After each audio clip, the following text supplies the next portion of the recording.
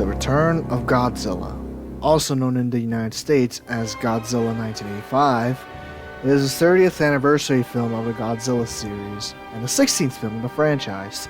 Released on December 16, 1984, this movie brought a well-needed and drastic change in the franchise. It completely shed Godzilla's heroic persona from the Showa series and returned his original, villainous, destructive, and raging force of nature he has been known for since 1954. It is also known for creating a new timeline where everything from 1955 to 1975 was retconned and a new series was created, called the Heisei series, though some fans give it other names, most notably the Godzilla Renaissance, which ElGoji is usually calling this, as it revived Godzilla back to the big screen with no campiness, large improvements over his previous films, and the fact that a first Godzilla movie would play an important role in any shape or form for every other movie with Godzilla released subsequently throughout the rest of the millennium. Let's rewind the clocks all the way back 30 years, back to 1954, November 3rd to be exact. Godzilla has just made landfall, burning everything in his path and leaving Tokyo completely in ruins. Thousands, if not millions, are dead or dying due to his rampage. Amongst them, two men of different backgrounds are part of the survivors. One was a little kid who lost his parents due to monster's rampage, and the other is a news reporter who was on a layover for a few days, who suffered major injuries after the monster destroyed the building he was in. They both remember clearly who the monster was and what damage he could do. And 30 years later, a new monster would emerge from a nearby volcano, inadvertently killing a crew from a nearby ship, Yahatamaru, if not from radiation, then from some weird form of sea louse that sucked them dry, leaving only one survivor, Hiroshi Okamura, who weirdly enough is named Kenny in the US version. A new Goromaki, not the one Son Godzilla, but a new one to the Heisei era, stumbles upon a boat while on a pleasure cruise and realizes that it was the Yahatamaru reported missing a few months ago. He ventures inside and finds all the crew dead except for Okamura, who hid in a locker with an axe, as if preparing for a last stand. Realizing what has happened, the sea louse proceeds to attack Goro to kill him, but is killed by Okamura, who woke up to them fighting. Afterwards, the two realize that a giant monster has emerged. After being rescued by the Coast Guard, they are questioned separately as to what they saw. After looking at pictures of Godzilla 30 years ago, they confirm it was him. However, the government covers up the story once they find out to prevent any hysteria. That doesn't bode well for them because in the midst of all that ordeal, a Russian submarine is conducting nuclear drills off the Sea of Okhotsk, and they encounter a strange anomaly that approaches them closer and closer until it was right on top of them and ready to make a kill. The grasp of its arm, it made the submarine blow up, catching the Russians' attention, who are quick to point the finger at the United States blowing it up, which the Pentagon denies. Tensions increase to the point where both countries point nuclear warheads aimed for both Moscow and Washington, D.C., ready to fire at a moment's notice. In short, World War III. The Japanese government realizes that any further escalation will bring upon the destruction of them all, and they finally cave in to yell at them that Godzilla was the one behind the attack. Balking at the claims and evidence, the Americans and Russians continue at each other's throats, but before any moves could be made, at around 4:45 in the morning at Mihama Nuclear Power Plant, a giant monster appears.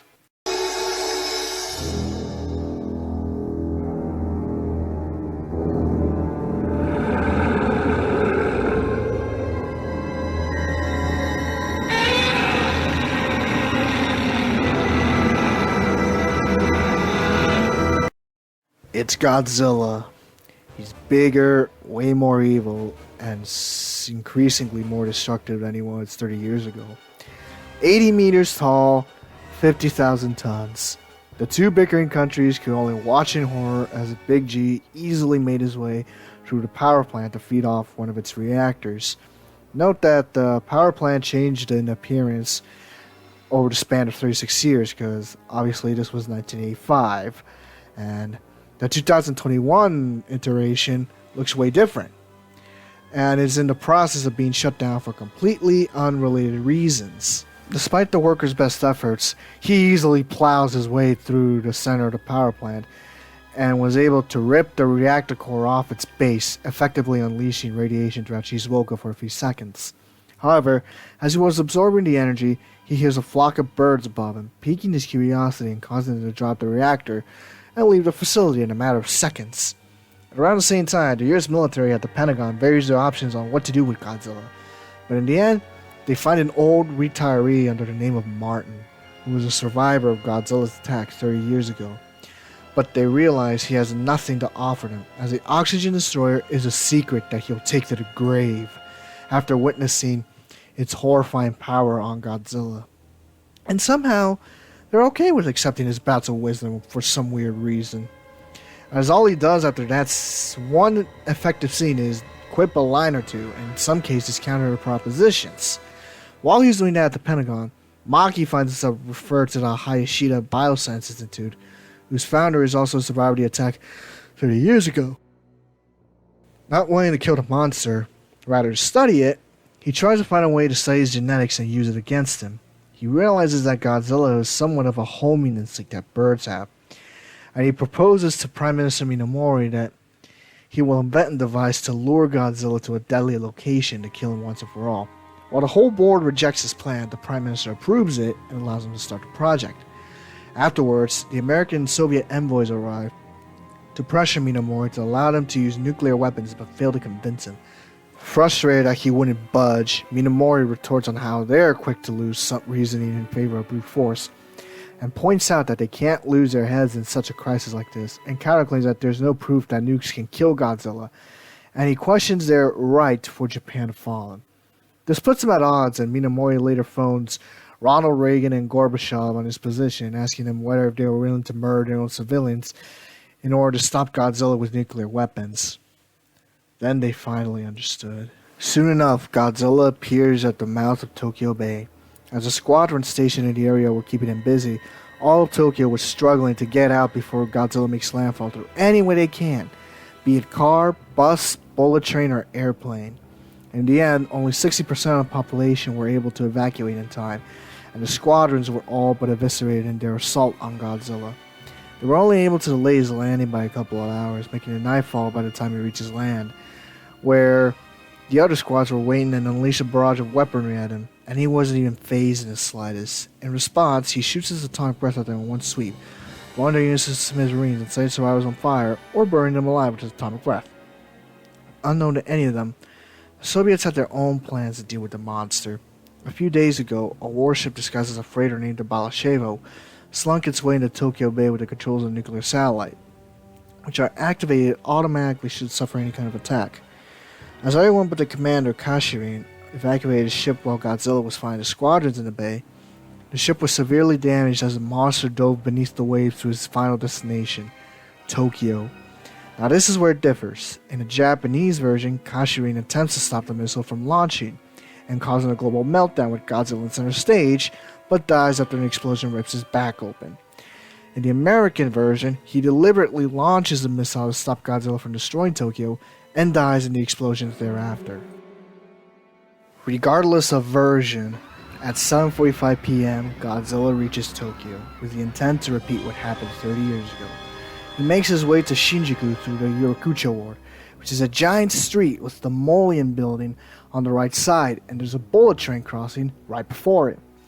It didn't change much over the past 30 years between 1985 to 2015, as fun fact, Toho has some of its executive offices in this area, as well as its logo on top of the Molian building if you have a keen eye. And the studio is in nearby Chiyoya, so they thought it didn't need a revamp. While the area was mostly evacuated, some poor bastards in the chopper met a fiery fate alongside those stuck on the expressway when Godzilla shoots a fireball at the chopper, sending it plummeting to the expressway below, claiming thousands of lives in a firestorm that ensued. He loses his footing in the intersection and drags his fingers into the Molian building for being distracted by a bullet train unfortunate enough to stop right in front of him. Like his predecessors 30 years ago, he picks up the train, only this time, he just holds it in his hand and lifts it up to his face to see and hear the screaming people inside. And in the right situation, it can actually be scary to see, because all you see is nothing but black, charcoal gray, scarred skin, slowly going upwards until you see a tooth, then a nostril, and then the eye. And the eye is seething with anger. And while everyone was screaming, there was this one guy that was just like, wow. And that was a pretty cool shot, in my opinion. Another cool shot that happened afterwards was the reflection scene with the Molian building, something that the American version unfortunately cuts out. And it was awesome yet eerie, because all you see is his reflection of him carrying the bullet train before he drops it. And apparently he has trouble passing through that crossing. And basically, I guess he had so much trouble crossing it that he ended up stumbling into Akihabara, where a Gamera movie was being shown, and some unlucky bystanders were crushed by Godzilla's foot there. Back at the Pentagon, Martin realizes Godzilla was looking for something and was trashing Tokyo because of it, and he shot down the military's option of an all-out strike, as he saw the JSDF 30 years ago make futile attempts of killing the monster. All that did was cause more damage and more anger from Godzilla. And the Prime Minister, holed up in his office, sees Godzilla in front of a sea of fire that was Tokyo. And that's a pretty epic shot right there. That is pretty epic. It's right there alongside that scene in the original where he roars at a birdcage. And he realizes that Godzilla was right on top of him and is progressing towards Minato via Shinjuku. But while everyone was mostly evacuated the area, there's always those who take advantage of it and start looting and pillaging wherever they can. One such guy looting a luxury restaurant to feast in Godzilla's honor. I guess he didn't want Godzilla to steal all the food as he tries to shoot him off when he appears by the window. However, also nearby, the Hayashida employees were putting their finishing touches on their device and decided to do one last test run, this time on Godzilla himself. To their surprise, it worked. But unfortunately, it also angered Godzilla to the point where he attempts to destroy the building, but is distracted by laser pointers to do nothing but partially blind the monster, forcing him into Shinjuku, where the Super X, which is the government's weapon in case of a nuclear attack, kind of like this one, was waiting for him. And the following battle wasn't really a battle, as the Super X only fired flares to get him to open his mouth so they can drug him with cadmium missiles, a nuclear deterrent. This works on it, and Godzilla tries to blow up the Super X, only for his weak breath to char the titanium armor instead. He then starts getting into cardiac arrest as his heart starts to slowly beat down, and he falls unconscious into the building. Successful in their stopping Godzilla, the crew rests easily as they prepare to go back to base. However, not all is rosy cheeks, as the imminent threat of the Soviet missile did not disappear.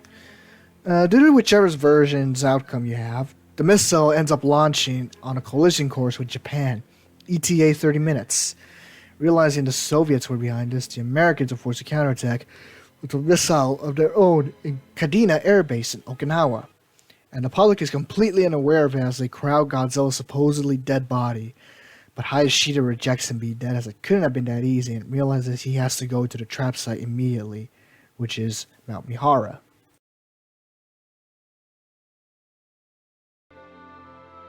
Mount Mihara is an active volcano in the Izu Islands chain. Located in Oshima, which is the largest of the group, this volcano is about 760 meters tall, or 2,500 feet. And it has been long dormant since 1990. So it's safe to cross there for now.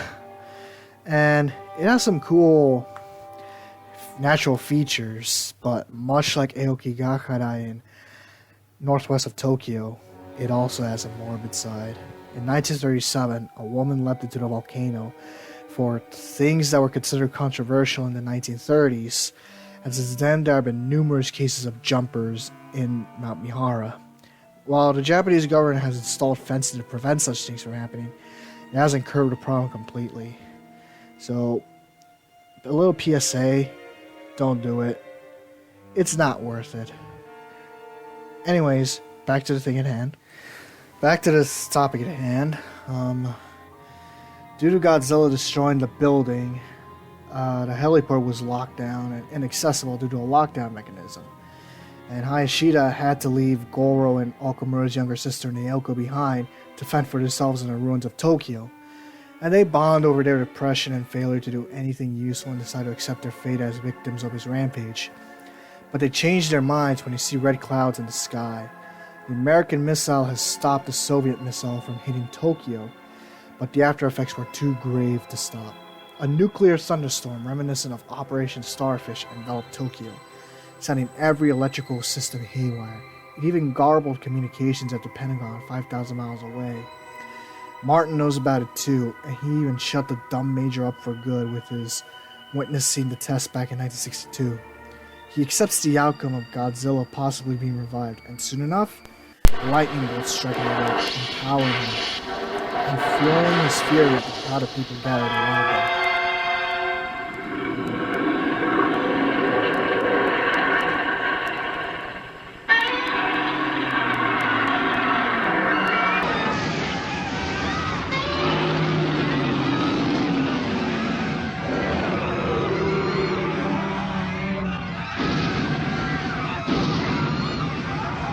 As he rampages through Shinjuku, the Super X also suffered difficulty staying in flight due to the nuclear storm messing with the system. And once fixed, they fought Godzilla in a battle to the death for Tokyo, leaving death, destruction, and radioactive fallout in its wake. 30 years ago, a monster destroyed an entire city in just 6 hours. Their battle reduced it by 4. Most of Shinjuku was completely in ruins once again, and this time manpower took the fault in it. At around 2 in the morning, Godzilla was able to shoot his atomic breath at the Super X, downing it for good. And in an ironic twist, Godzilla pushes the same building he fell unconscious onto on top of the Super X, putting an end to this mechanical menace. Now with the Super X gone and the military in shambles, Godzilla proceeded to rampage throughout the night, killing hundreds of citizens and injuring thousands, and causing billions in property damage. Amid it, Naoko and Maki struggle to find a way out of the building and realize Godzilla was heading right towards them. But the hobo from earlier somehow distracts him and ends up chasing him instead, roaring in victory once he trips over rubble and stomps on him as retaliation for earlier. He then focuses back on a couple as they try to hide them, but his giant foot pops them out of their location, and he starts to raise his foot to kill them when he senses something. It was Hayashida activating his device from Mount Mihara, inadvertently saving Goro and Naoko's lives right then and there. He immediately leaves Tokyo and heads for Oshima Island where the device is being held. Awestruck, the couple and the Pentagon people wonder what was going on as they find means to see what was happening. Around 4:30 in the morning, Godzilla arrives at Oshima and climbs up the mountain to see the crater where the device was located. Realizing that was the cause of him leaving Tokyo, he approaches it to destroy it, but Okamura activates explosives set up days earlier to trap Godzilla into a fiery grave. But instead of roaring in defiance, he lets out a shrill cry, a scream of terror.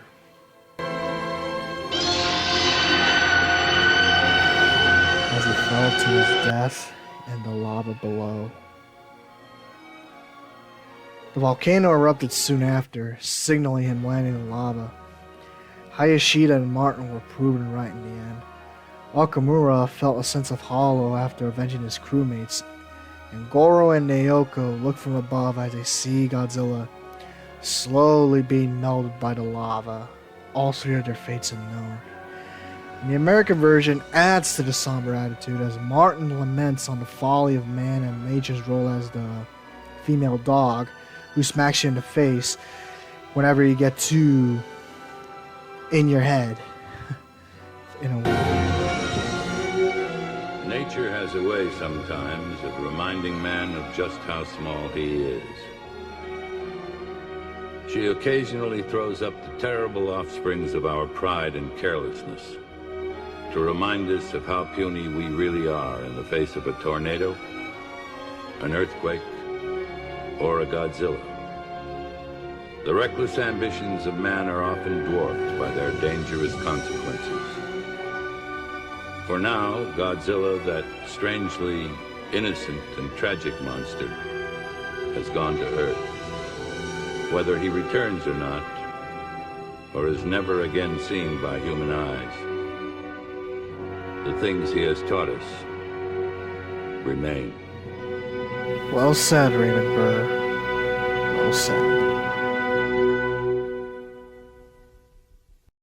The movie was intended to be a reboot back to how Godzilla was supposed to be. A monster who doesn't care about what he's doing.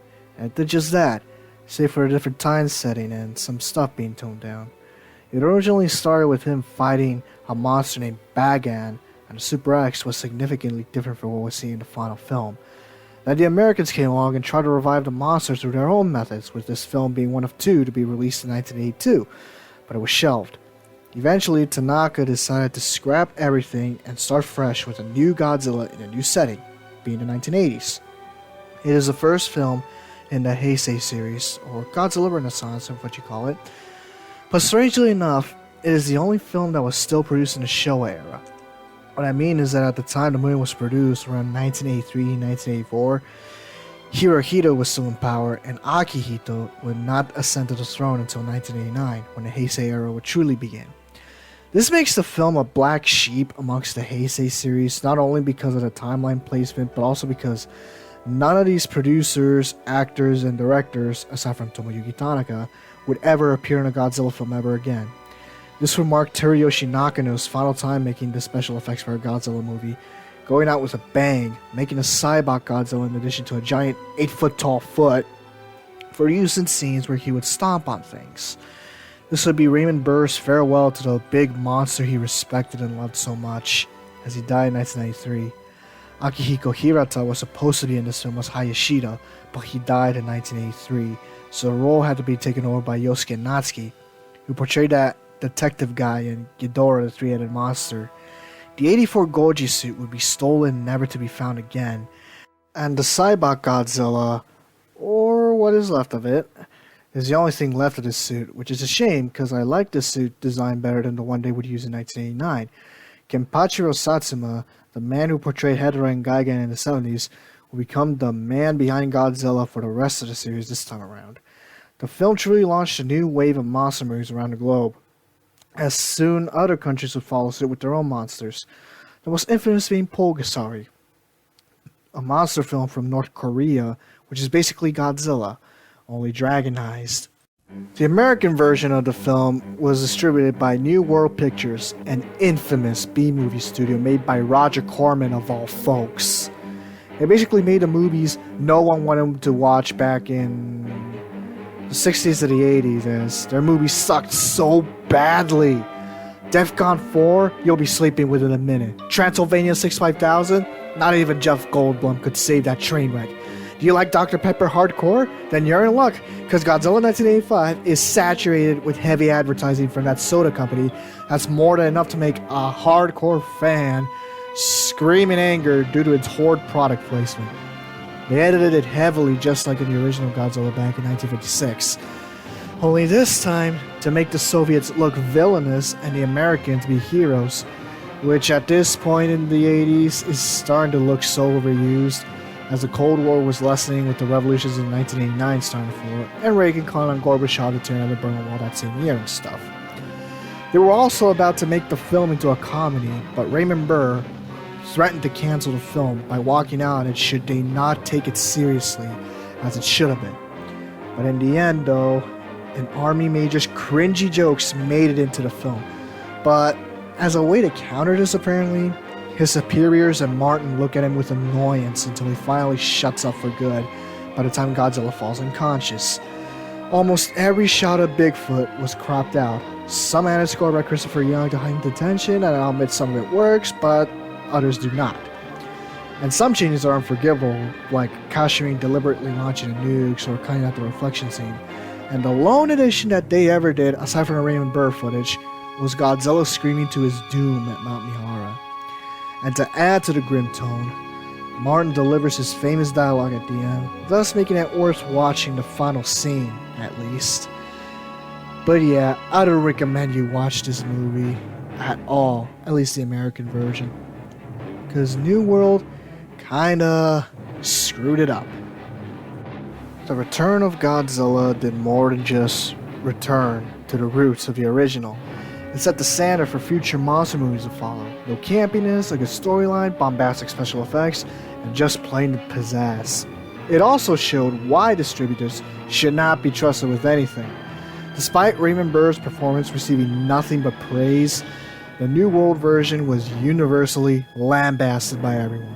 The poor pacing, the unnecessary scenes involving the Pentagon, the complete rearrangement of some scenes, most notably the Soviet Sunshine Missile, and the perception of some of the special effects being nothing but cardboard.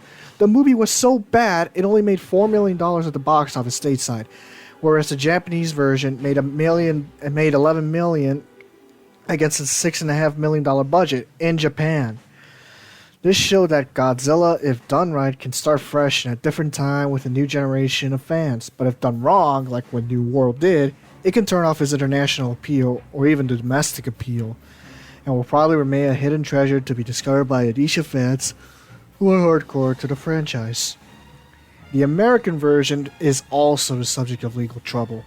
Due to bad everything going on at New World, they ended up going bankrupt and got bought out by what was then the new Fox network, which caused a chain reaction in the TV industry, and they had to realign the channels in 1994. When New World folded, their catalog was split into many pieces, where some films got to stay with Fox, others were distributed to CBS, NBC, ABC, and so on. Godzilla, due to him being licensed from Toho, is a special case, and has become the center of many lawsuits involving who has the copyright for the overseas release.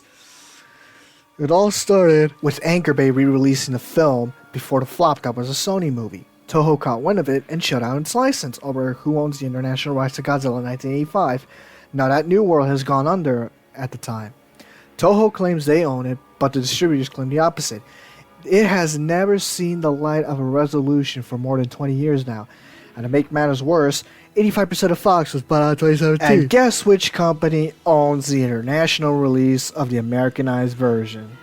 Take a wild guess. That's right, the Mouse House themselves. Walt Disney Pictures is the one most likely to have the rights to Godzilla 1985 because not only did they bought out Fox and over 85% of its assets, which may or may not include the Americanized version, but they've also distributed Godzilla vs. Biollante through its Miramax label. But that's another story for another time. So for now, the only way to enjoy or not enjoy the New World version is through some weird sketchy website. But if you're one who prefers the Japanese version, the Kraken Blu-ray is the way to go. Released in 2016, bringing the Japanese version for the first time in North America. It has some cool features as well as a remastering of the film to make it look better. If you guys were longtime subscribers of mine, you would remember the unboxing I did for ElGoji98 a few years back, because he was camera shy then, and it's still relevant now, so go check it out if you want to shell out some cash for it, because the Japanese version, is a film that's not to be missed. For action and casual G fans, I would recommend watching this film right after 1954, so you won't get turned off by those cringy and sleepy and sleep-inducing films of the Showa era. This is truly a masterpiece, and you will not regret watching it.